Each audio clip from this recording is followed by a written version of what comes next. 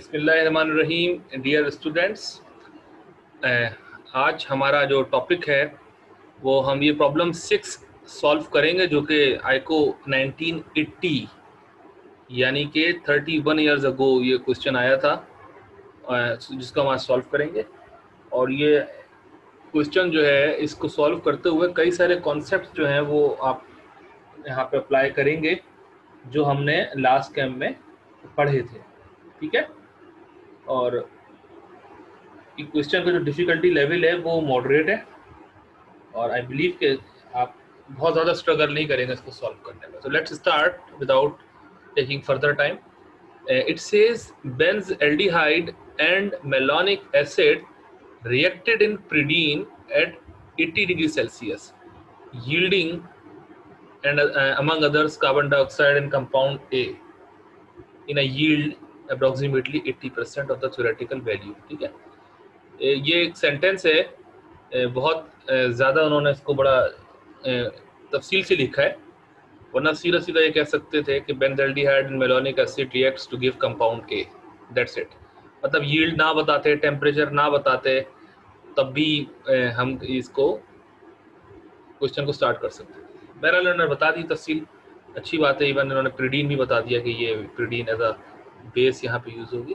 तो इसके लिए आपको लाजमी बात है कि बेंजल्डिहाइड का स्ट्रक्चर पता होना चाहिए, जो मुझे मालूम है कि आपको पता ही होगा। ये हो गया बेंजल्डिहाइड। ठीक है इस्माइल, यही होता है बेंजल्डिहाइड? Yes sir. अच्छा, वेरी गुड। और मेलोनिक एसिड किसी को पता है क्या होता है? कोई क्लू, कोई आइडिया? मेलोनिक एसिड क्या होता है? सर शायद प्रोपेन डायोनिक एसिड। सर दो कार्बोक्सिलिक एसिड्स और मिथाइलिन ग्रुप के साथ जो लिंक होते हैं। Very good. दो कार्बोक्सिलिक ग्रुप के बीच में एक मिथिलीन CH2 ग्रुप मौजूद हो, उसको मेलोनिक एसिड कहते हैं। ठीक है, तो ये सही लिखा है मैंने, ऐसे ही होता है। Yes sir. अच्छा, अगर दो कार्बोक्सिलिक ग्रुप एक साथ हो, यानी बीच में वो ना हो, मिथिलीन ना हो, तो फिर क्या नाम होगा उस डाई कार्बोक्सिलिक एसिड का? Oxalic acid. Very good, oxalic acid. तो डाई कार्बोक्सिलिक एसिड में पहला मेंबर ऑक्सैलिक एसिड हो गया, दूसरा मेंबर ये है मेलोनिक एसिड, तीसरा मेंबर अगर दो CH2s बीच में हो तो वो भी बहुत फेमस एसिड है, इसलिए पूछ रहा हूँ आपसे। Succinic succinic.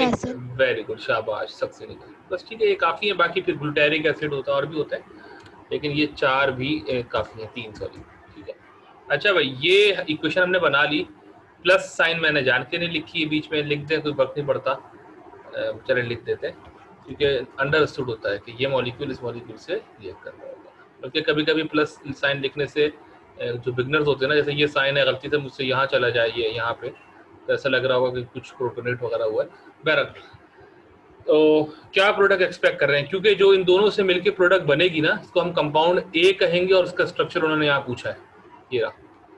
तो 6.1 हम सॉल्व करने जा रहे हैं डायरेक्टली। तो कोई आइडिया क्या होगा?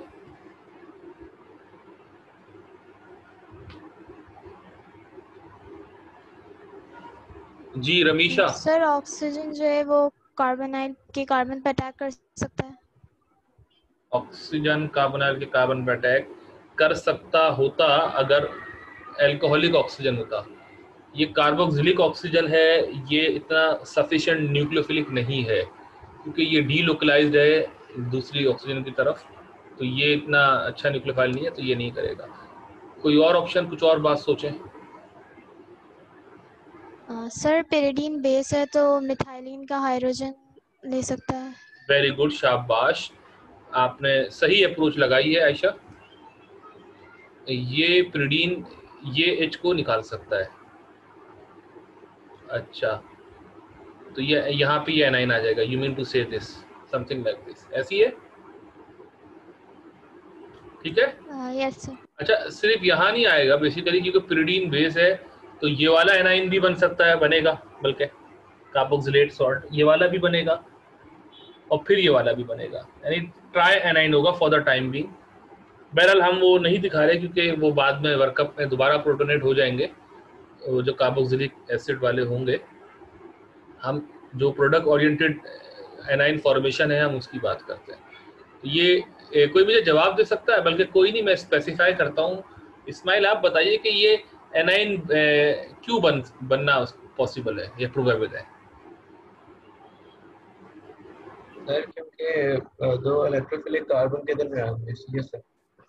दो इलेक्ट्रॉन विथड्रॉइंग ग्रुप कार्बन के दरमियान एग्जिस्ट कर रहा है, सही बोला। और उससे क्या होगा? एक टर्म होती है बड़ी सिंपल सी, वो बताइए, जो मैंने बताई भी थी अभी थोड़ी देर पहले।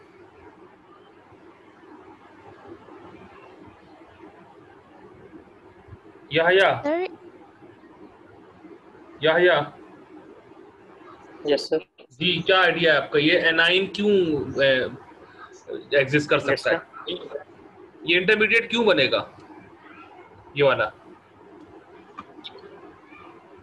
सर ये जैसे कि इस्माइल ने बताया कि तो इलेक्ट्रोफिलिक कार्बन साथ अटैच, तो वो इससे इलेक्ट्रॉन अपनी तरफ खींच रहे हैं।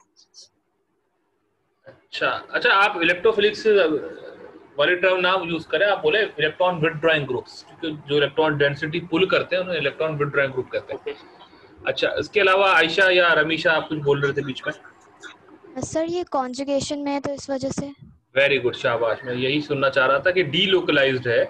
ये जो नेगेटिव आइन बना है यानी एनाइन, ये इधर से भी डीलोकलाइज होगा और इधर से भी होगा, तो इसीलिए ये स्टेबल एनाइन है, जब भी तो बना है। देखिए कोई भी जो इंटरमीडिएट बनता है वो वही वाला बनेगा ना जो स्टेबल होगा समहाउ।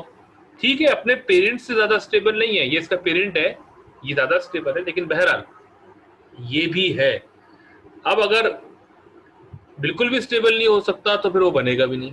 मिसाल के तौर पे मैं, ये तो 3 कार्बन वाला है ना, फर्ज करें मैं ये 3 कार्बन ले लूं, बजाय मेलोनिक एसिड के प्रोपेन ले लूं और बोलूं कि भाई इसमें भी आप प्रीडीन डालिए और जो आप ये जो सेंट्रल कार्बन है वो एनाइन बना लेगी, तो ऐसा होगा क्या? ये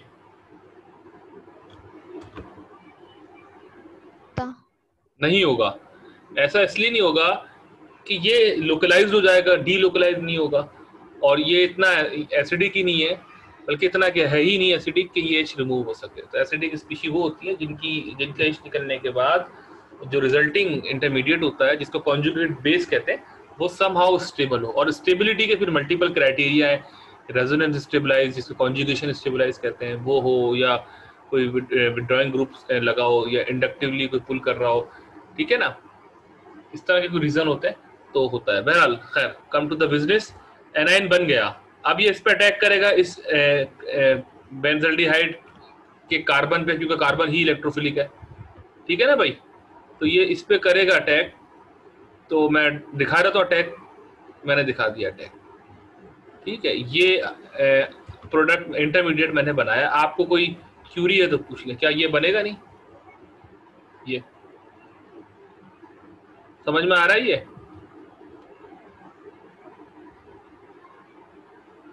जी,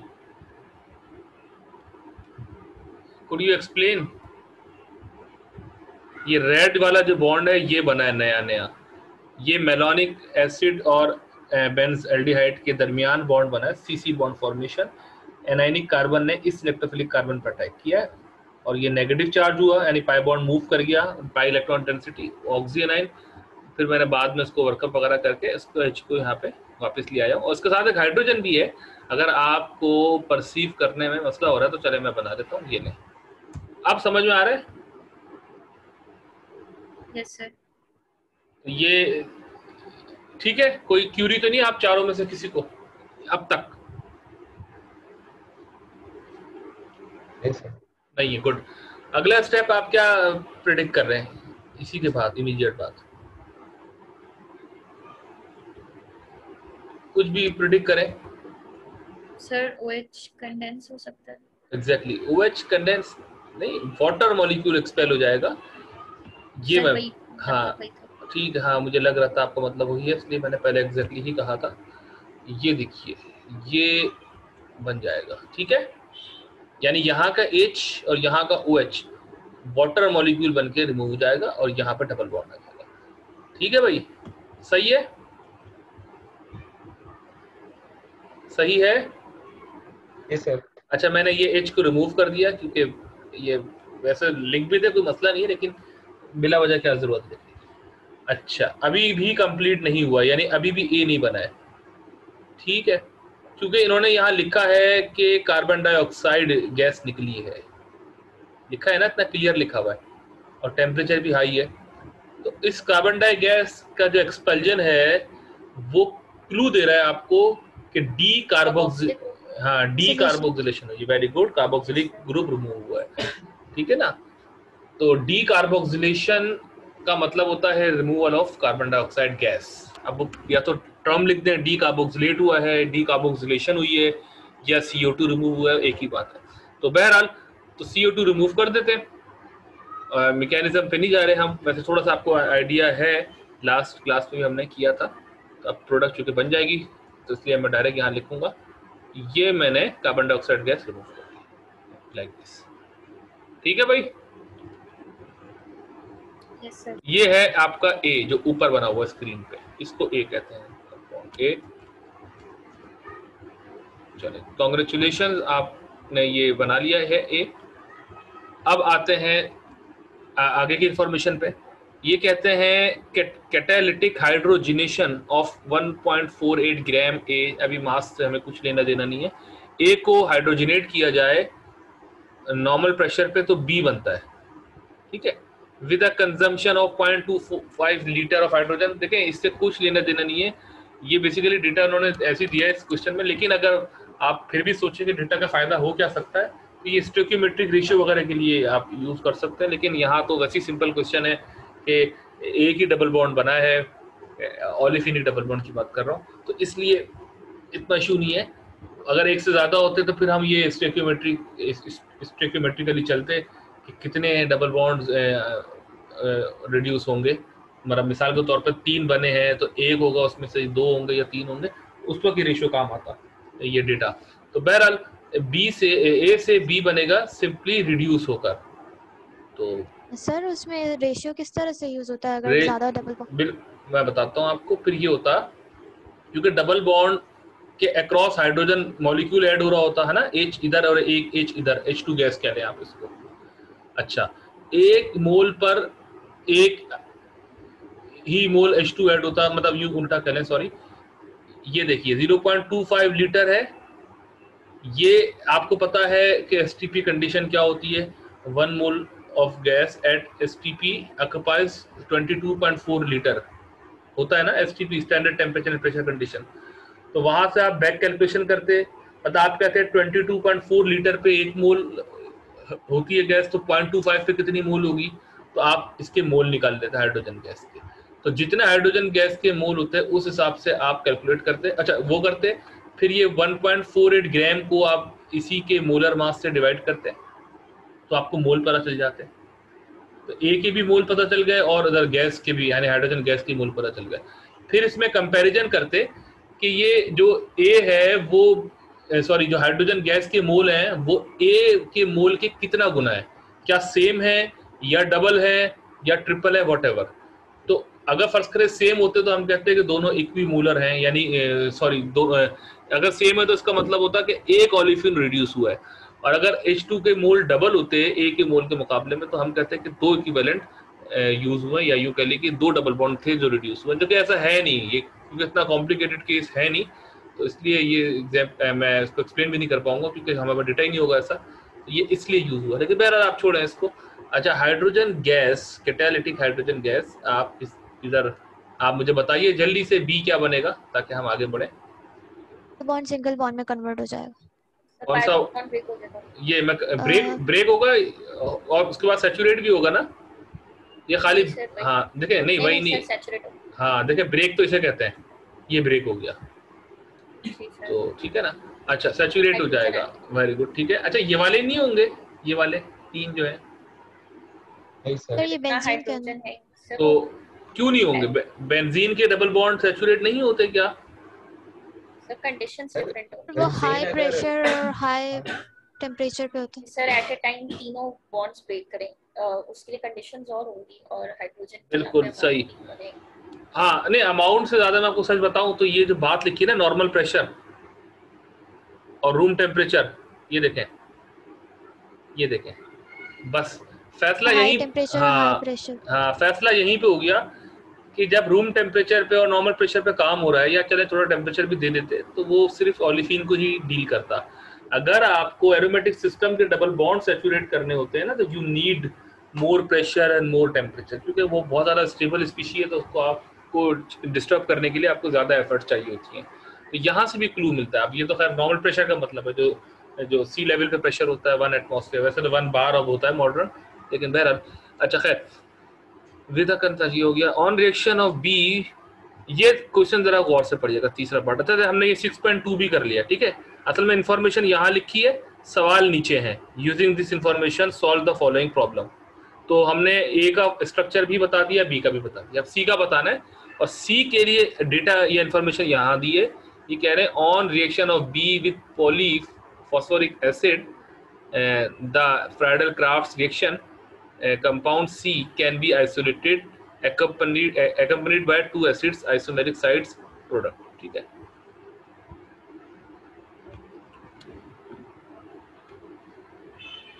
अच्छा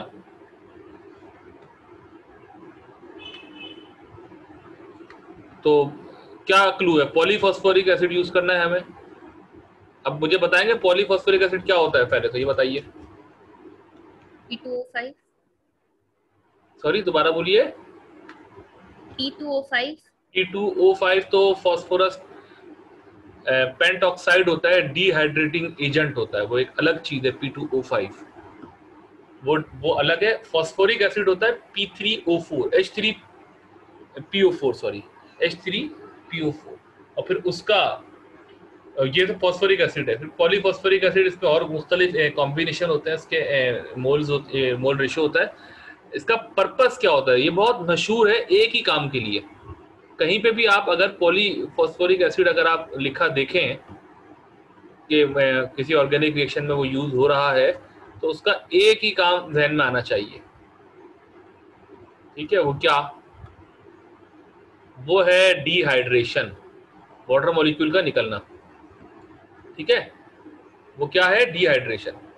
अच्छा अब डिहाइड्रेशन यहाँ कैसे होगी, मतलब ये बी में, अभी तो नीचे वाले बनाया नहीं है, आप ये कैसे डिहाइड्रेशन करेंगे? अज्यूम जी सर पॉलीफॉस्फोरिक एसिड का क्या फॉर्मूला आप यूज करेंगे? पॉलीफॉस्फोरिक एसिड का फॉर्मूला आप देख लीजिए, मैं देखता हूँ इंटरनेट पे। असल में फॉस्फोरिक एसिड तो होता है H3PO4। पॉलीफॉस्फोरिक एसिड एक विस्कस कंपाउंड होता है। विस्कस, मैं देख रहा हूँ इन द मीनवाइल आपसे बात करने के दौरान, एक विस्कस एसिड होता है और ये डिहाइड्रेटिंग एजेंट होता है, और इसका जो पर्पस है वो डिहाइड्रेशन ही होता है। और अगर इसका फॉर्मूला हम देख भी लें तो हमें कोई प्रॉब्लम को सॉल्व करने में कोई रुकावट किसी किस्म की नहीं होगी, ठीक है। अगर आप सीधा सीधा लिखेंगे ना पॉलीफॉस्फोरिक एसिड, तो ये देखें बजाय फॉर्मूला देने के बार बार ये क्यूरी आती रहेगी, ये आता रहेगा कि it is used as a dehydrating agent, ठीक है।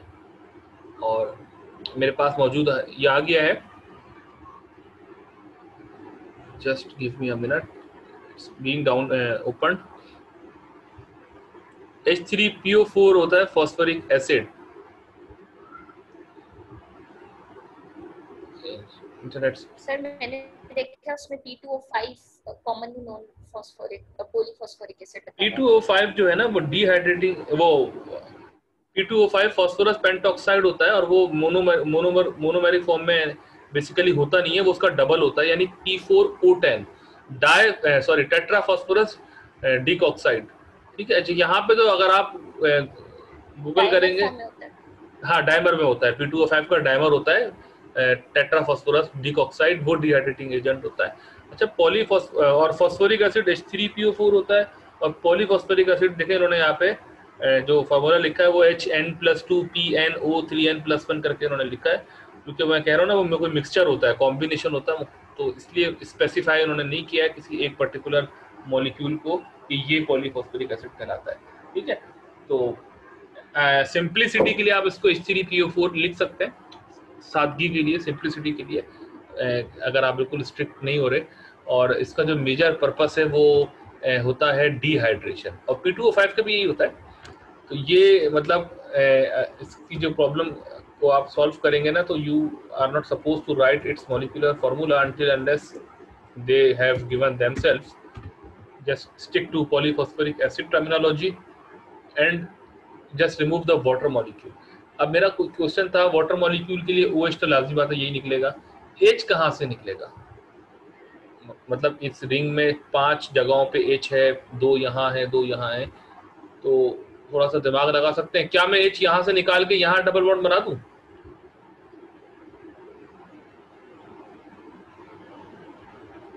यस और नो? कार्बोनाइल तो रहना चाहिए ना, क्योंकि फ्रीडल क्राफ्ट रिएक्शन होगा बाद में। वेरी गुड, कार्बोनाइल रहना चाहिए क्योंकि फ्रीडल क्राफ्ट रिएक्शन है। तो इसका मतलब है फिर रिंग से ही निकल सकता है ना? और अगर रिंग से निकलेगा तो ऑर्थो ही निकल सकता है, यानी इसकी या तो ये वाला H या ये वाला, ये दोनों एक ही है, आइडेंटिकल है, ठीक है ना? ये तो पॉसिबल नहीं है क्योंकि फिर रिंग क्लोज कैसे होगा। तो अब मैं डायरेक्ट प्रोडक्ट बनाता हूँ, फिर आप समझ जाइएगा कि ये कैसे बन रही है प्रोडक्ट। अच्छा, कितने मेंबर्ड होगा? 1 2 3 4 एंड 5 मेंबर्ड रिंग होगा, ठीक है भाई? तो could you draw yourself mentally or on the paper? ठीक है, it will be something like this.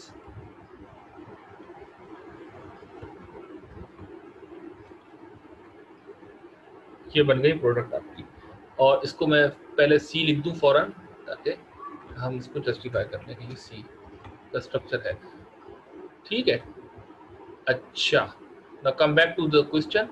We have solved 6.1, 6.2, 6.3, that is ABC.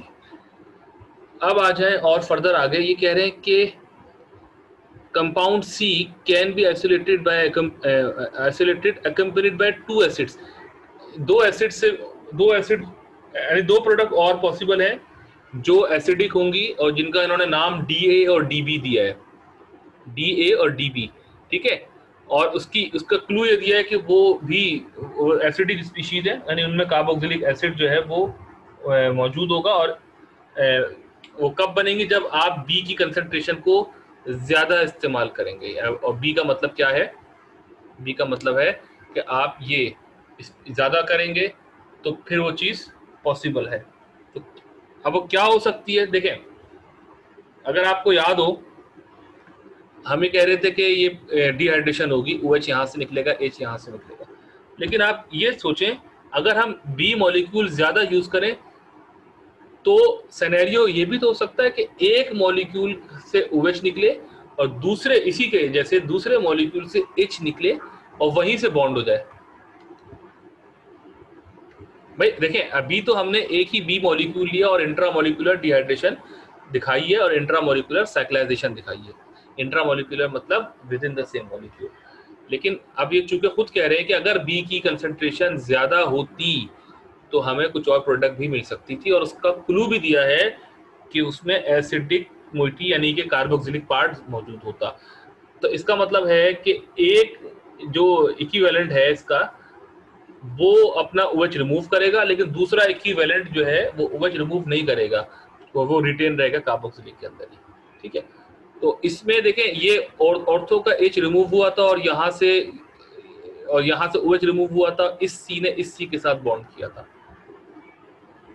लेकिन हम ये भी तो पॉसिबिलिटी कर सकते हैं, मैं पहले बनाता हूँ फिर आपको दिखाता हूँ कि अज्यूम करें कि मैंने यहाँ से यानी ये जगह से बॉन्ड बनाना है, लेकिन अब की दफ़ा मैं इससे नहीं बना रहा, अब की दफ़ा मैं दूसरा इक्विवेलेंट ले रहा हूँ।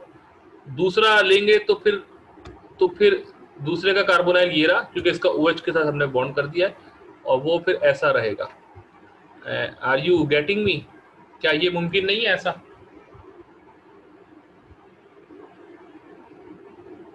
बात समझ में आ रही है? मैं इसको रेड कलर का करता हूँ ये समझाने के लिए कि ये एक अलग इक्विवेलेंट है और वो एक अलग। इसको वापस ब्लैक कर देते हैं क्योंकि रेड वो पहले वहां से चला आ रहा था। जी क्या ख्याल है, ये समझ में आ रहा है आपके स्टूडेंट? ये सर इसमें OH जो है वो दूसरे वाले से रिमूव हुआ है और H इसके से हुआ है ना? हाँ एग्जैक्टली, एक मॉलिक्यूल से H हुआ है और एक मॉलिक्यूल से OH हुआ है, और ओवरऑल 2 इक्विवेलेंट हो गए ना। देखिए अगर आप वापस ये रेड वाले को वापस कट कर दें, ठीक है ना, रेड कलर नजर आ रहा होगा आपको, आप इसको कट कर दें, दोनों की वैलेंसी कम हो जाएगी यकीनन दोनों कार्बन्स की, तो यहाँ H लगा दें, यहाँ OH लगा दें, तो वापस ये 2 मॉलिक्यूल बन जाएंगे एक जैसे, तो ये बिल्कुल पॉसिबल है। अच्छा दूसरा ये ऑर्थो है इसकी रिस्पेक्ट से, दूसरा ये भी तो मुमकिन है। जी पूछिए क्वेश्चन। सर अगर हम पॉलीफॉस्फोरिक एसिड यूज कर रहे हैं तो फिर दूसरा OH भी तो रिमूव हो सकता है ना साथ में जो ऊपर सर है। अगर दोनों OH रिमूव हो जाए बिल्कुल और बिल्कुल, मतलब उस तरह डिहाइड्रेशन हो। हाँ मैं आपकी बात समझ गया। पहले मुझे एक और प्रोडक्ट बनाने थे, फिर मैं जवाब देता हूँ आपका, वो कि दूसरा OH रिमूव हो सकता है कि हम क्यों शो नहीं कर रहे। Just give me a minute. दूसरी पॉसिबिलिटी ये भी तो हो सकती है कि इसकी पैरा प्रोडक्ट बन जाए,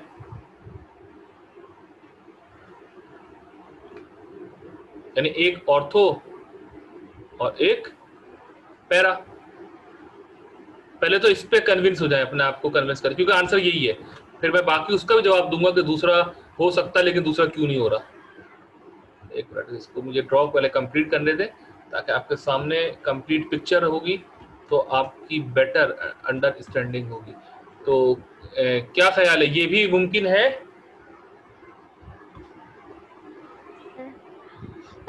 बच्चा अगर दूसरा OH जैसे रिमूव हो जाएगा तो फिर वह एसिडिक नहीं रहेगा ना? बिल्कुल, मैं उसी पे बताता आपको थोड़ी देर बाद कि यही 2 आंसर हैं। दूसरे उस केस में अगर आप OH रिमूव कर देंगे तो कार्बोक्सिलिक एसिड ही नहीं रहेगा, तो फिर ये कंडीशन ही खत्म हो जाएगी, ये जो उन्होंने यहाँ लिखी है कि बाय 2 एसिड्स। ठीक है, तो इसलिए इसको मैं D2 कह लेता हूँ या D3 कह लें, DA और DB कहना है ना, क्या कहना है, DA DB। सर उन्होंने जी सर उन्होंने आइसोमेरिक की भी तो कंडीशन दी हुई है ना, तो हमें वो भी तो फॉलो करनी है। ये फॉलो तो हो रही है, आइसोमर नहीं है क्या सर ये दूसरे का? पोजिशनल तो आइसोम इसीलिए कह रही हूँ सर, तो वो एनहाइड्राइड मतलब वो 2 OH नहीं निकलेंगे ना, नहीं कंडीशन ही फॉलो होगी। जी बिल्कुल सही बात है। और ये DA और DB। अच्छा अब मैं वही बात कहने वाला था जो आपने आंसर मुझे दे ही दिया है, कि आप ये कह रहे थे कि दूसरा OH क्यों नहीं होगा। वो सिंपल सी बात है, अपेरेंटली आपको लग रहा है भाई ये OH यहाँ से निकल जाए और यहाँ से निकल के ये साइक्लाइज हो जाए, यानी डाइकीटोन बन जाए, लेकिन जाहिर सी बात है वो कंपाउंड ही अलग हो जाएगा, वो आइसोमर्स नहीं होंगे, DA का आइसोमर नहीं होगा। ठीक है, एक तो यही जवाब है जो अभी अभी रिसेंटली जो दिया आप रमीशा ने, और इससे पहले जो आंसर कुछ जवाब दिया था वो भी वैलिड है, और बल्कि वो ज़्यादा बेहतर है, क्योंकि वो डिस्कस करने के बाद फिर आपको आगे डिस्कस ही करना फजूल है कि आपको ऐसे 2 बाय प्रोडक्ट्स बनानी है जिनमें एसिड कार्बोक्सिलिक एसिड मौजूद हो। तो अगर आपने दूसरा OH भी डिहाइड्रेशन की तरफ ले गए तो आपके पास कार्बोक्सिलिक एसिड ही नहीं बचेगा। खैर जिस तरह भी अपने आप को कन्विंस करें, DA और DB यही है। ठीक है, तो 6.4 भी हो गई। इस्माइल सही है, समझ में आ रही है बात आपके?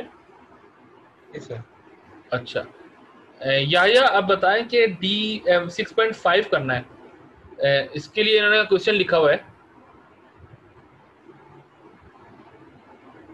Give an alternative pathway for the synthesis of A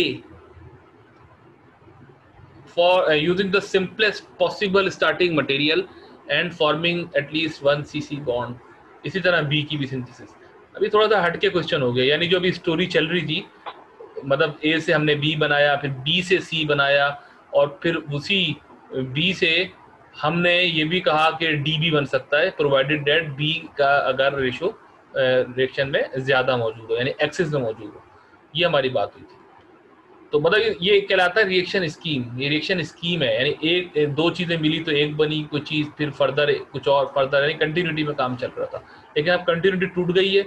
अब वैसे ही अलग से पूछ लेंगे यार A अगर बनाना हो, यानी ये A दोबारा दिखा दूं मैं आपको, ये रहा, तो कोई रूट बताइए सिंथेटिक रूट इससे हटके। ये तो हमने डिस्कस कर ही लिया है, हमने क्या है तो उन्होंने दिया है। और इसी तरह B की सिंथेसिस बताइए अलग से। ठीक है, तो ये क्वेश्चन है हम करते हैं 6.4 और 6.5 2 क्वेश्चन है। सवाल एक जैसे हैं लेकिन बहरहाल अलग अलग स्टार्टिंग मटेरियल प्रोडक्ट हैं ए और बी, इसलिए आपको अलग अलग जवाब देना होगा। तो लेट्स बिगिन विथ ए। मैं इसको थोड़ा सा जूम आउट करता हूँ और आप मुझे थोड़ा सा क्लू दें कि ए हम किस तरह बना सकते हैं इसके अलावा, जो दिया इसके अलावा।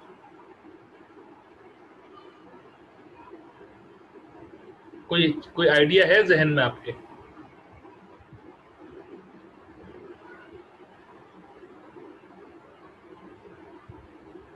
जी यहाया, कोई आइडिया है ए को बनाने का? सर सोच रहा हूँ। सोच रहे हैं, ठीक है सोचे। अच्छा, सर विट्टिक रिएक्शन हो सकता है? विट्टिक रिएक्शन नहीं हो सकता यहाँ पे, वो होता है कीटोन और एल्डिहाइड के लिए, ये कार्बोक्सिलिक एसिड है। लेकिन बहरहाल आई अप्रिशिएट योर अप्रोच कि आपको ऐसा लगा कि यहाँ से कट कर दें तो एक जो पार्टनर है उसको कार्बोनाइल कह दें और दूसरे पार्टनर को येलिड कह दें। यकीनन आप यही सोच के आपने बोला होगा, और वो येलिड जो है वो कार्बोनाइल पार्टनर पर अटैक करके CC डबल बॉन्ड बनाते हैं। लेकिन अनफॉर्चुनेटली यहाँ नहीं हो सकता। हाँ, अगर ये OH नहीं होता यानी कार्बोक्सिलिक नहीं होता तब बिल्कुल विटिक हम की तरफ जा सकते थे। गुड अप्रोच, लेकिन ये आंसर नहीं है। कुछ सोचें। अच्छा, मुझे आपको एक रिएक्शन दिखाना पड़ेगा इसके लिए, तो just let me pause this video so that I may arrange that। जी स्टूडेंट्स, ये एक रिएक्शन है आपकी स्क्रीन पे जिसका नाम है Perkin reaction. Perkin reaction basically alpha beta unsaturated carboxylic acid की सिंथेसिस के लिए फेमस है। देखें, आप ये पढ़ सकते हैं, ये उन्होंने लिखा हुआ है the condensation of aromatic aldehydes with anhydride of aliphatic carboxylic acid in the presence of weak base to afford alpha beta unsaturated carboxylic acid is known as Perkin reaction। तो खैर आप इतनी लंबी डेफिनेशन की तरफ ना जाएं, बस ये याद रखिए कि alpha beta unsaturated carboxylic acid को सिंथेसाइज अगर करना है ना तो एक रूट पर्किन रिएक्शन भी होता है। Perkin was the name of the scientist, यहाँ सब कुछ पूरी हिस्ट्री लिखी है इसकी। अच्छा, हम डायरेक्ट आते हैं अपने रिजल्ट पे। ये देखिए, ये जो बॉक्स पे बना हुआ है ना, अल्फा बीटा अनसैचुरेटेड, ठीक है। अब ये इसमें देखें, एक रेड वाला पोर्शन है और एक ब्लू वाला पोर्शन है। ब्लू वाला पोर्शन उन्होंने एल्डिहाइड से लिया और रेड वाला इन्होंने एनहाइड्राइड से लिया है। अच्छा, एक स्टूडेंट ने आप में से भी कहा था कि सर विटिक रिएक्शन, मैंने कहा था कि अप्रोच अच्छी है लेकिन विटिक आंसर नहीं है। अगर विटिक होता तो थोड़ा सा डिफरेंट होता। तब हम क्या करते हैं, अगर फर्ज करें ये OH नहीं है, कुछ और होता, कोई मिथाइल होता फर्ज करें, तो हम उस सूरत में जब यहाँ से कट करते कार्बन डबल बॉन्ड कार्बन से, तब हम इस पोर्शन को येलिड की तरफ ले जाते हैं, राइट वाले पोर्शन को, और लेफ्ट वाले पोर्शन को कार्बोनाइल की तरफ ले जाते हैं। तो आधी बात वही है, यानी ब्लू वाला एल्डिहाइड तब भी होता अगर विटिक रिएक्शन होता। लेकिन विटिक रिएक्शन में रेड वाला जो पोर्शन है, राइट हैंड साइड वाला, वो फिर येलिड होता, ठीक है ना।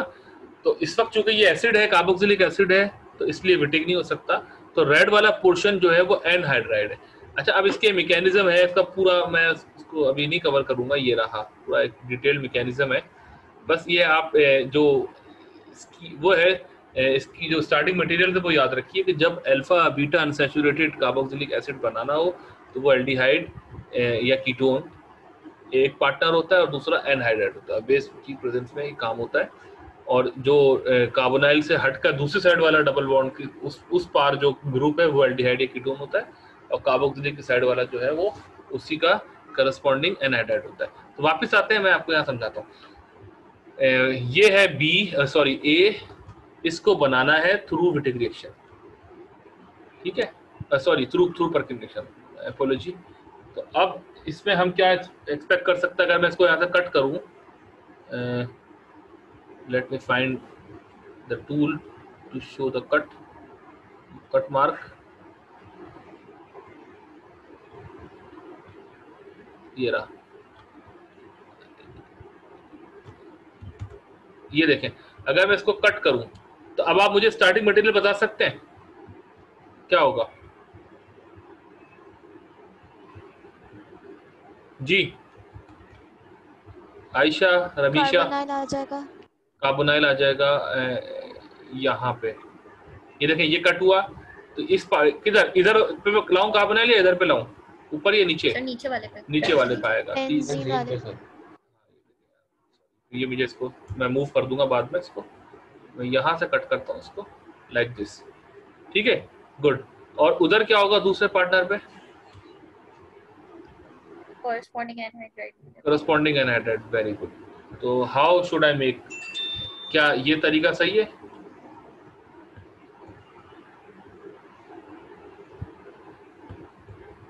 कुछ ऐसी होगा या नहीं? अभी एक कमी है। नहीं सर, उस तरफ भी तो ये जी ये हाँ, क्योंकि वो फिर एनाहाइड्राइड थोड़ी कहलाता। तो ये है स्पीशीज ना दो, एक बेंजल्डिहाइड है और एक एसिटिक एनहाइड्राइड है। ये आपस में जब कंडेंस होंगे in the presence of a base, you will get this alpha beta unsaturated carboxylic acid। तो ये रिएक्शन है, इसका नाम है PERKIN पर्किन रिएक्शन। ये एक रूट है और ये बड़ा इम्पोर्टेंट रूट है और बहुत इसकी यूटिलिटी है। ये मतलब बहुत ही वर्केबल रूट है ये, मतलब हम उसको यूज कर रहे होते हैं अपनी रिसर्च के अंदर whenever we need to synthesize this some alpha beta unsaturated carboxylic acid। लेकिन आप इसको दोबारा देखिए, अगर आप वापस ऊपर भी ए देखें और नीचे भी ए देखें तो आप देख सकते हैं कि दोनों रूट अच्छे हैं। वो वाला भी अच्छा है जो पहले उन्होंने खुद दिया है, वो भी अच्छा है और ये भी अच्छा है। और सिर्फ चीज़ों का फ़र्क है, दोनों में एल्डिहाइड तो कॉमन है, ये मेलोनिक एसिड है, ये एसिटिक एनहाइड्राइड। दोनों का काम है 2 कार्बन की सोर्स देना, ठीक है, जो कि उन्होंने दी है। अच्छा, अब आते हैं अगले पार्ट पे। Come back to this question. ये कहते हैं कि give an alternate pathway for the synthesis of B. वही दोबारा, मतलब अभी ए की सिंथेसिस की बात की थी, तो अब बी की बात करेंगे। तो बी आपके सामने मौजूद है स्क्रीन पे। अच्छा, अब ये आप चालाकी भी कर सकते हैं, आप बोले भाई ये हम पहले हमें बी बनाना है ना, तो हम पहले पर्किन रिएक्शन से ए बनाते हैं, फिर इसको सैचुरेट कर देते हैं यानी H2 डाल के। तो ये है, लेकिन जाहिर सी बात है आपको ये नहीं बोलना है क्योंकि आपको नए सिरे से सिंथेसिस दिखानी होगी। तो आप क्या समझते हैं कि हम क्या करें इसमें?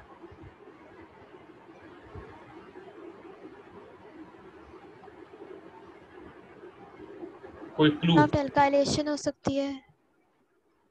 अच्छा, मैं ये एक मिनट रुके, मैं DB और DA मिटा देता हूँ क्योंकि मेरे पास स्पेस कम है, और C नहीं मिटाता क्योंकि C हमें बाद में यूज करना होगा। मैं ये देख रहा था, let me erase DB and DA ताकि हमारे पास स्पेस बच जाए, ठीक है। ये इसको मैं चले जाने दे, छोड़े इसको, चलो मैं शॉर्ट करना चाह रहा हूँ इसको लाइक दिस, ठीक है।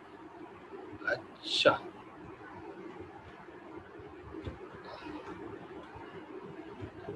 I don't know what's happening. Okay, वापिस आए इस पे। अब इसको गौर से देखें, इसी से हम निकालते हैं सिंथेसिस की। अगर मैं इसको बी को बनाना है तो मेरे पास एक पॉसिबिलिटी ये भी है कि मैं बेंजाइल पोजीशन पे कुछ सब्स्टिट्यूट कर दूं। क्या मतलब ये कि मैं यहां से कट करूं, यहां से लाइक दिस, ठीक है, ये बेंजाइल कार्बन कहलाता है। और इसके बाद मैं यहाँ पे कोई हेलोजन लगा दूं, मतलब कोई भी लिविंग ग्रुप लगा दूं इधर, जैसे कि ब्रोमीन लगा दें फर्ज करें, और इस साइड को मुझे न्यूक्लियोफिलिक करना है ना, ताकि ये न्यूक्लियोफिलिक कार्बन इस पर अटैक करके बॉन्ड कर ले। अच्छा, लेकिन ये ऐसे नहीं हो पाएगा, मतलब जाहिर सी बात है ऐसा तो नहीं है कि इसका कोई इनुलेट वगैरह बन जाए और हम इसको कर पाए। तो फिर हम क्या करें?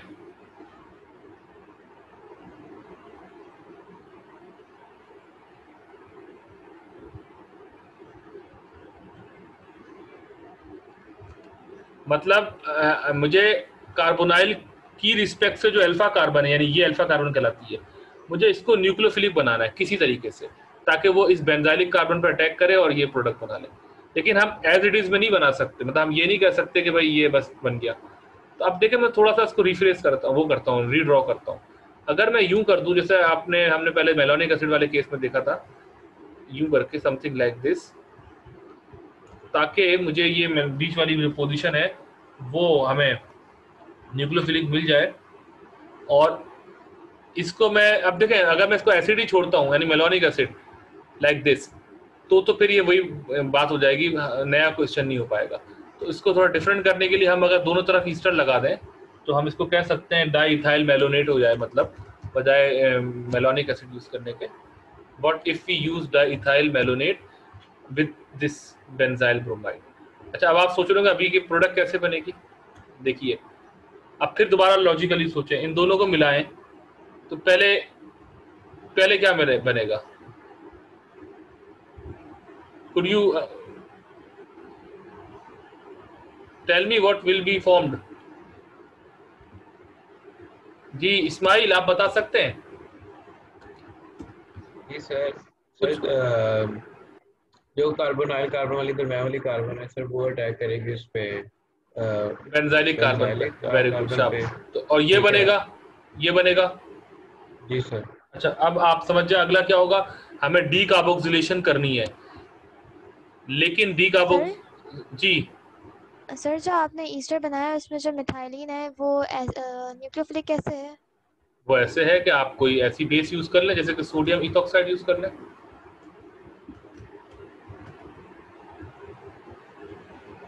या पिरिडीन यूज कर लें जैसे आपने पहले की थी। अभी भाई यहाँ पे भी तो न्यूक्लियोफिलिक थी, यहाँ पे भी तो आप हमने थी ना, जो ये थी मेलोनिक एसिड वाली, जब भी तो ये बना था ए। ठीक है, सही है सर। अच्छा, यहाँ पे ये बिल्कुल पॉसिबल है। अच्छा, इसके बाद क्या है, आप इसकी हाइड्रोलिसिस कर लें पहले, ताकि कार्बोक्सिलिक एसिड आ जाए, फिर इसकी डी कार्बोक्सिलेशन कर लीजिएगा। यानी अभी मैं ये लिखता हूँ कुछ ऐसा, फर्क देख लें दोनों पिक्चर्स में, ऐसा, और बाद में मैं इसको डी कार्बोक्सिलेट कर लूँ तो मुझे बी मिल जाएगा। ये भी एक रूट पॉसिबल है। मैं लिख नहीं रहा, यानी यहाँ पे H3O पॉजिटिव आएगा और फिर यहाँ पे हीट भी करना होगा साथ में, ये हमें बी मिल जाएगा। तो ये रिएक्शन इस तरह हम बी बना सकते हैं। ऊपर ए का रूट दे दिया मैंने, नीचे बी का, यानी कि 6.6 भी हो गया और 6.5 भी हो गया।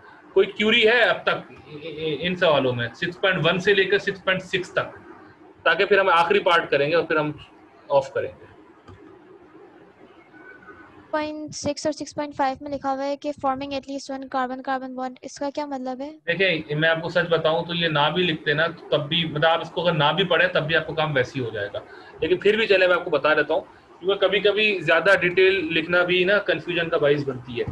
ये इसका मतलब ये है कि आपको ऐसा सिंथेटिक रूट दिखाना है जिसमें कार्बन कार्बन का बॉन्ड बन रहा हो, तो भाई वो तो अंडरस्टूड है कि बनेगा, क्योंकि जब आपको ए की सिंथेसिस दिखानी है और बी की दिखानी है तो आप कहीं से जोड़ेंगे ना, तो आपने इस कार्बन को यानी अल्फा और बीटा का कनेक्शन जोड़ा है, तो ये कार्बन कार्बन का बॉन्ड हो गया। यानी ये रहा, मैं वापस पे दिखाता हूँ, इस कार्बन का ये रहा जो हाईलाइट कर रहा हूँ, इसका इस कार्बन के साथ बॉन्ड आपने दिखाया है, सॉरी इसके साथ आपने बॉन्ड दिखाया है। इसी तरह इस कार्बन का इस कार्बन के साथ बॉन्ड दिखाया है। अच्छा, अगर ये ना लिखते ना, अगर ये बात की ना लिखते कि सीसी बॉन्ड दिखाएं, तो स्टूडेंट बताऊं क्या कर सकते थे, वो बस ये इसका ईस्टर ले लेते ए का और उसको हाइड्रोलाइज करके ए बना देते और बोलते भाई हो गया रिएक्शन, क्योंकि लॉजिकली तो वो भी सही है। मतलब ये जो ईस्टर एसिड है, मैं इसका ईस्टर बनाऊं यानी OET दिखाऊं और फिर एरो के ऊपर लिखूं हाइड्रोलिसिस और प्रोडक्ट बना दूं, तो उस सूरत में सीसी बॉन्ड नहीं बनता।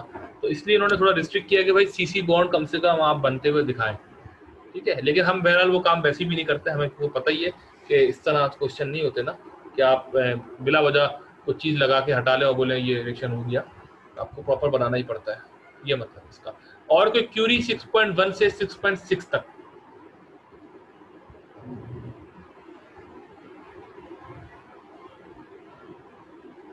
Yahya, yes sir. Any query problem? No. Okay, अब 6.7 पढ़ें quickly. Give structural formulae for the products of the following reactions. C जो कि हमने मिटाया नहीं था, सी ये रहा, 6 मेंबर्ड 5 मेंबर्ड और ये कीटोन, साइक्लिक कीटोन, ठीक है। सी प्लस हाइड्रोक्सिलमीन एसिड कैटालिसिस के साथ, फिनाइल मैग्नीशियम ब्रोमाइड के साथ, और सब्स्टिट्यूएंट वर्कअप करना होगा आपको और बेंजल्डिहाइड के साथ। बहुत आसान सवाल है। तो हम पहला पार्ट करते हैं सी का हाइड्रोक्सिल अमीन के साथ। तो मैं ये बाकी सारी चीज़ें मिटाना, चले मैं नहीं मिटा रहा, हमारे पास स्पेस है, हम वो स्पेस यूज़ कर लेते हैं, हम इसको नहीं मिटाते, हम यहाँ पर आ जाते हैं। तो हाइड्रोक्सिल अमीन का फॉर्मूला आपको पता है या मैं बताऊं? NH2OH। वेरी गुड, शाबाश, NH2OH। ठीक है, वेरी गुड, शाबाश।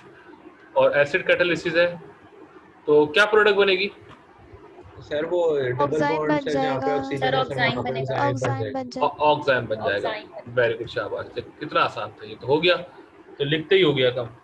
ठीक है, ये हमने लिखा और ये हो गया, ये रहा, ये आपका 6.7 का ए हो गया। अब है फिनाइल मैग्नीशियम ब्रोमाइड के साथ।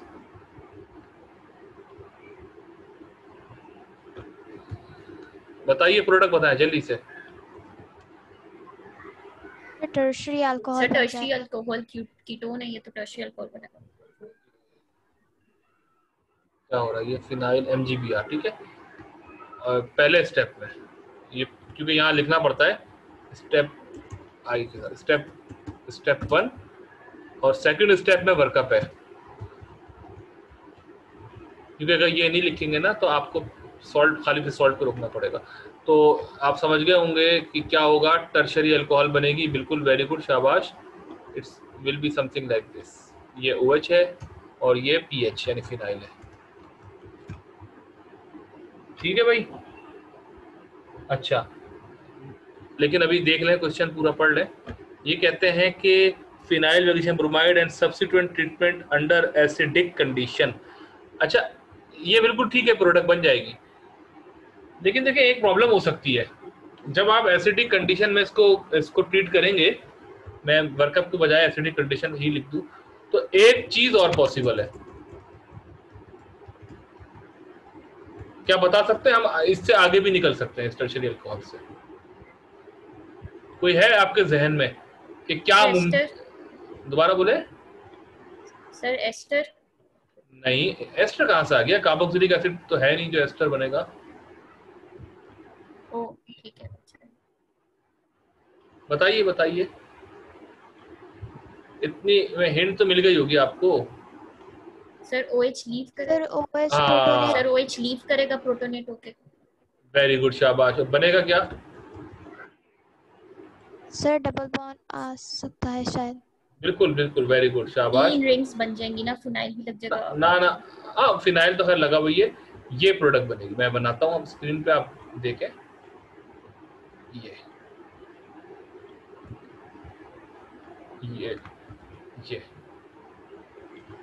ये बन जाएगा, ये प्रोडक्ट बनेगी। और ये बहुत प्रोबेबल है, ऐसा नहीं है कि आप बोले सर हमें कैसे पता कि कैसे ये बन रही है नहीं बन रही। इसलिए पता है, जैसे आपने यहाँ तक तो बना ही लेंगे आप, है ना। फिर आप ये देखिए यार, लिखा हुआ है, क्या लिखा हुआ है कि ट्रीटमेंट अंडर एसिडिक कंडीशन है। अच्छा, एसिडिक कंडीशन में आपको पता है कि OH जो है वो प्रोटोनेट हो सकता है। अच्छा, आप सोच रहे हो सर अगर ये बात है तो फिर जब हम गिरनार्ड रिएजेंट प्लस कीटोन का रिएक्शन करते हैं तो हम टर्शियरी अल्कोहल पे ही रोकते हैं, हम मतलब उसको डिहाइड्रेट तो नहीं करते। ये आप सोच सकते हैं ना, ये बिल्कुल आप अगर सोचते हैं तो सही सोचेंगे। इसका मैं जवाब ये दूं कि भाई यहाँ पे इसलिए एलिमिनेशन या डिहाइड्रेशन फेवरेबल है कि रेजोनेंस कॉन्जुगेशन जो है वो एनहांस होगी, बढ़ेगी, साथ में एक बेंजीन रिंग लगा हुआ है और आप बिल्कुल यहाँ तक आसानी से जा सकते हैं। लेकिन फिर भी अगर आप एम्बिग्यूटी में हैं तो मैं समझता हूँ अगर आप यहाँ पे भी रोक देंगे तो उन्हें कुछ तो ग्रेड आपको देनी चाहिए। ठीक है, ऐसा भी नहीं है कि बिल्कुल आपको ग्रेड ना मिले। जो उनकी मार्किंग स्कीम होती है ना, उसमें ये ऐसा मेंशन हुआ होता है, जैसे फर्ज करें क्वेश्चन लिखा हुआ है 2 मार्क्स का ना, तो वो उन्होंने अपनी मार्किंग स्कीम जो रूब्रिक कहलाती है उसमें लिखते हैं कि अगर ये बनाया तो हम पूरे 2 मार्क्स देंगे, अगर उन्होंने अल्कोहल पे रोक दिया तो हम 1 मार्क देंगे। क्योंकि जब पेपर डिज़ाइन करते हैं तो उसकी जो मार्किंग स्कीम है वो भी डिज़ाइन होती है, वो पब्लिक नहीं करते लेकिन वो होती है। और बाद में जब आप पेपर सॉल्व करके भेजते हैं या करते हैं वो फिर उसके हिसाब से इसको चेक करते हैं। ठीक है, और बाद में वो रिलीज कर देते हैं, क्वेश्चन पेपर भी रिलीज कर देते हैं, तो आपने देखा होगा वेबसाइट्स पे, और सॉल्यूशन भी रिलीज कर देते हैं और मार्किंग स्कीम भी रिलीज कर देते हैं। ठीक है, तो ये इस तरह से आप थोड़ा सा क्लू ले सकते हैं। और अगर साथ में कोई डेटा दे रहे थे, खैर उन्होंने नहीं दिया यहाँ पे, जैसे मिसाल के तौर पे मॉलिक्यूलर फार्मूले लिख के दे रहे थे, या ये CH-O का रेशो जैसे यहाँ पे उन्होंने दिया है ना, इतना % कार्बन इतना हाइड्रोजन, तब भी आप क्लू आप ले सकते थे। लेकिन बहरहाल इन्होंने ऐसा नहीं दिया, तो थोड़ा सा कंफ्यूजन हो सकता है कि टर्शियरी अल्कोहल पे रोकेंगे या उसको डिहाइड्रेट कर देंगे। लेकिन मुझे तो उसका आंसर ऑलरेडी पता भी है, तो ये पूरा ही सॉल्व होगा, पूरा ही जाएगा आखिर तक, क्योंकि कॉन्जुगेशन जो है वो एनहांस होगी, इसलिए इसका रीजन ये है। आखिरी part, C plus benzaldehyde plus ethoxide, sodium ethoxide. जी स्टूडेंट, हाँ भाई इस्माइल आप हैं? जी सर। आज चुप चुप हैं आप, कुछ ज्यादा डिस्कशन में हिस्सा नहीं ले रहे, क्या वजह? फ्रेश नहीं है क्या आप आज?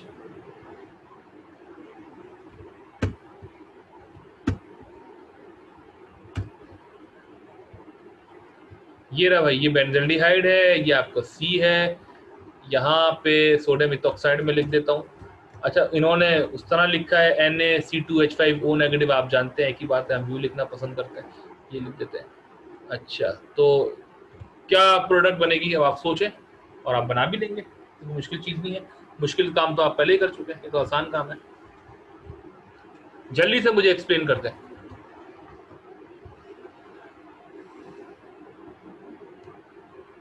रमीशा? जी सर, 1 मिनट। अच्छा 1 मिनट, ठीक है। आयशा, जब तक आप बता दें।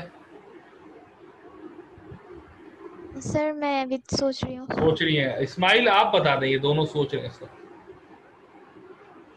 सर वो बेस है तो वो हाइड्रोजन एक्सपेक्ट करेगा। बिल्कुल, शाबाश। बाकी लोग भी सुने भाई। देखें, जब कुछ चीज समझ नहीं भी आ रही होती ना, तो लॉजिकली चले। मतलब आप ये देखें कि ये बेस है, इसका काम है एसिडिक प्रोटॉन निकालना। इस मॉलिक्यूल में तो कोई एसिडिक प्रोटॉन है ही नहीं, इसमें ये अल्फा कार्बन वाला है, इनोलेट बन सकता है। देखें ऊपर भी तो निकाला ही था ना आपने, मैंने मिटा दिया। मेलोनिक एसिड का बीच वाला नहीं निकाला था प्रोटॉन आपने, वो भी तो निकाला था। इवन यहाँ पर भी निकाला था, ये रहा डाइथाइल मेलोनेट के बीच वाला।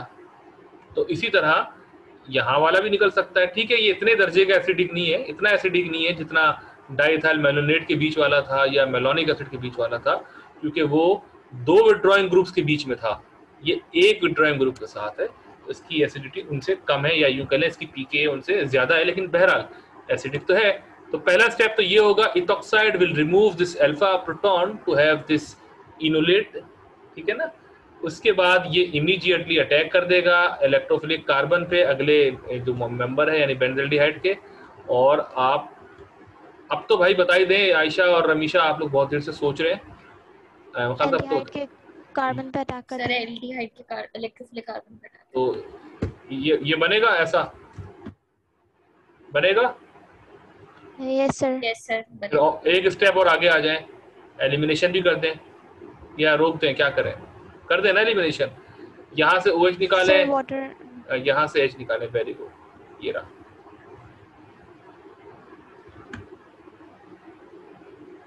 ठीक है, डन है। Yes sir. Yes sir. अगर ये बन जाए तो दूसरा आइसोमर, तब क्या कहेंगे आप? दोबारा यस कहेंगे? अब क्या बोलते हैं?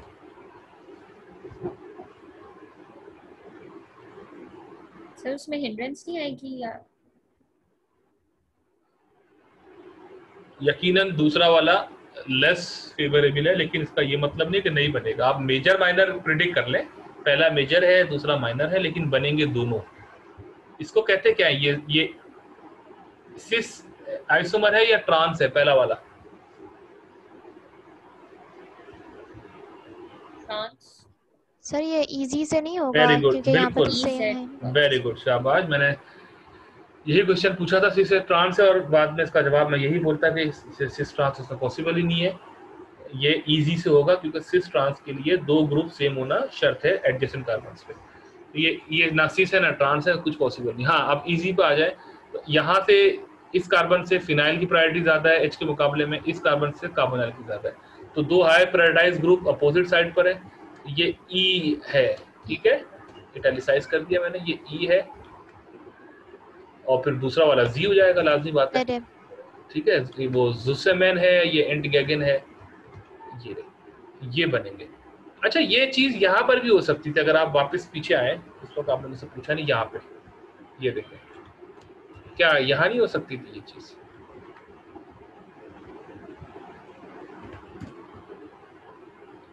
ये जो ऑक्साइम बनाया था, ये भी तो यूं बन सकता था। क्या बोलते हैं आप स्टूडेंट, पॉसिबल है ना?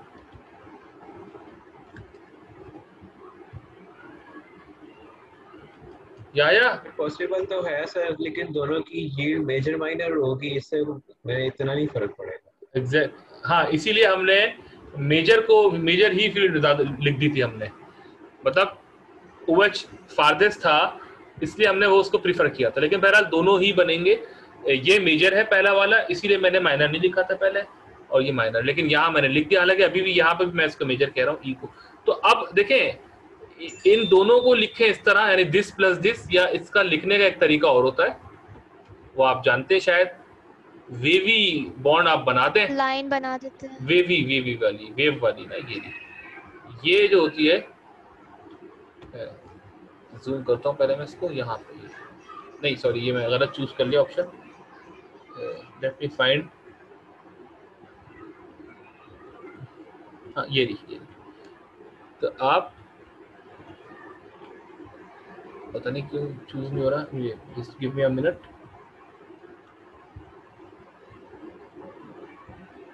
ये है यार, सॉरी मैं इसको कहीं और सर्च कर रहा था, ये आप बनाए।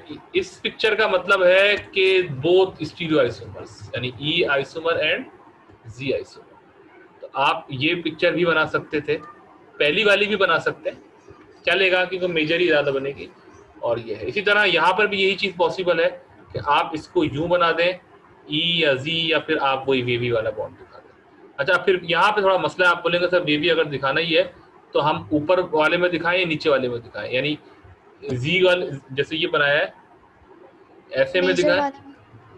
इसका जवाब है कि कोई फर्क नहीं पड़ता, कहीं पे भी दिखाते हैं आप, मतलब फिनाइल E के साथ वेवी दिखाएं, Z के साथ, वो अंडरस्टूड है।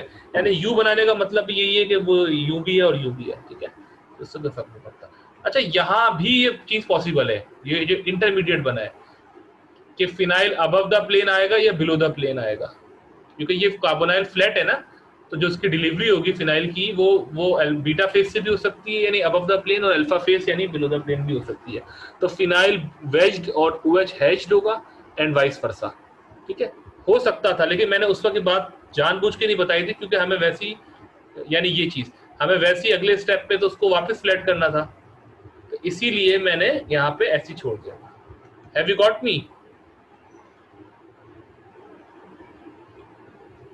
उसमें मतलब ऑपोजिट भी हो सकता था ना, फिनाइल जो है वो हैश्ड होता और हाँ बिल्कुल 50-50 चांस था, रेसिमिक मिक्सचर बनता, वाइस वर्सा मैंने लफ्ज इसलिए कहा था कि उल्टा भी हो सकता था, फिनाइल पीछे की तरफ हो और हाइड्रोक्सी आगे की तरफ हो।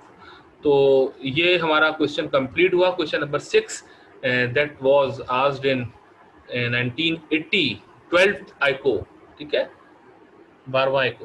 तो I hope you enjoyed this question. Do you have any query regarding this question, question number 6?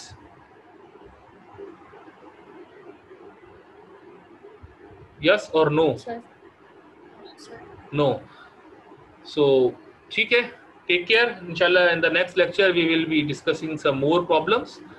और मैं आपको फिर कह रहा हूँ कि जो हमने शुरू में इतनी सारी ऑर्गेनिक केमिस्ट्री पढ़ी थी, टॉपिकल, ठीक है ना, मुख्तलिफ टॉपिक्स के हिसाब से, एल्कीन, एल्काइन, कार्बोक्सिलिक, एरोमेटिक वगैरह वगैरह, वो सारी देखें कहीं पे भी कभी भी अप्लाई हो जाती है। एग्जाम में क्वेश्चन आपको हेडिंग डाल के नहीं कोई पूछेगा कि भाई ये एल्कीन का क्वेश्चन बताइए या एल्काइन का बताइए, वो तो आपसे बस क्वेश्चन पूछते हैं, खुद ही सारे कॉन्सेप्ट बीच में आ रहे हैं आपके सामने। कभी इनोलेट वाली केमिस्ट्री आ जाती है, कभी सीधी एल्कीन की हाइड्रोजनेशन वाली केमिस्ट्री आ जाती है, मतलब ये रिएक्शन हमने एल्कीन के हाइड्रोजनेशन में पढ़ा हुआ है, लेकिन अचानक से आ गया, कितना आसान रिएक्शन था। इसी तरह ये एरोमेटिक सब्स्टिट्यूशन वाली कैटेगरी में आ जाएगा, इलेक्ट्रोफिलिक एरोमेटिक सब्स्टिट्यूशन रिएक्शन। और अगर ये बात करें, ये कार्बोनाइल केमिस्ट्री में हमने पढ़ा था, इफ यू रिकॉल, के कीटोन और हाइड्रोक्सिलमीन ऑक्साइड बनाता है। तो मतलब जो रियल आइको प्रॉब्लम्स होती हैं उनमें सारे कॉन्सेप्ट्स जो है वो मर्ज्ड होते हैं और वो बिल्कुल रैंडमली वो कोई सा भी कहीं से भी आ सकता है। तो अगर आपका एक एरिया भी वीक है, मिसाल के तौर पे आप बोले सर मुझे थोड़ी सी अल्काइन केमिस्ट्री में कमजोरी है, मुझसे अल्काइन केमिस्ट्री सॉल्व नहीं होती है, तो तब भी मसला है।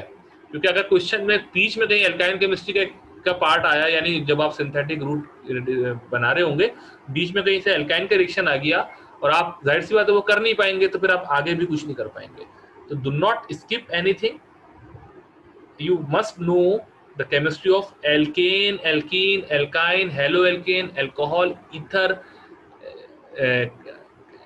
all carbonyl compounds, derivatives, any aldehyde, ketone, carboxylic acids and their derivatives. You must know each and everything। और आपको पता भी है, वैसे मुझे यकीन है।